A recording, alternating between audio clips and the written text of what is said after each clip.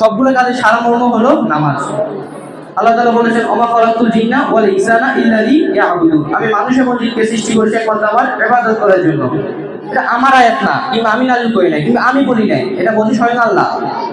এটা স্বয়ং আল্লাহ বলছে, ওমা খালাকতুল জিন্না ওয়াল ইনসানা ইল্লা লিয়াবুদুন, আমি মানুষ এবং জিনকে সৃষ্টি করেছি একমাত্র আমার ইবাদত করার জন্য।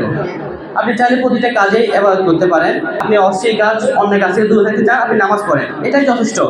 আপনি 5 দিন নামাজ পড়েন, আপনি শৃঙ্খলা পেয়ে চলে আসবেন। আপনি 5 দিন নামাজ পড়েন, আপনি কয়েকদিন তার নামাজ পড়েন, দেখবেন বাড়ির সবাই আপনাকে ভালো জানবে, এলাকার সবাই আপনাকে ভালো জানবে।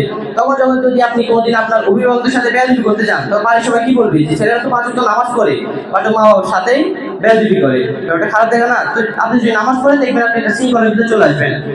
সকল অকর্ম, যত কুকর্ম আছে, সব আপনার থেকে চলে যাবে। আমাদের স্কুলটা সন্দ্বীপের মধ্যে নাম করা স্কুলের কয়েকটার মধ্যে একটা।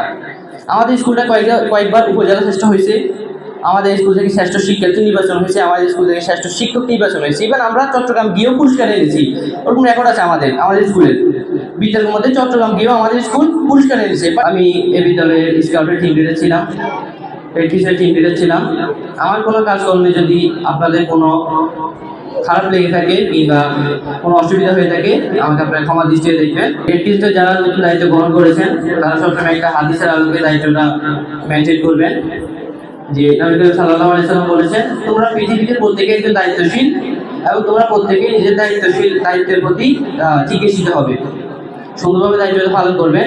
এবং এই রেড ক্রিসেন্ট স্কাউটের মাধ্যমে স্কুলকে একদিন উপজেলা, জেলা, বিভাগ, তারপর বাংলাদেশ পর্যায়ে নিয়ে যাবেন। চেষ্টা করতে চেষ্টা করবেন সবসময়।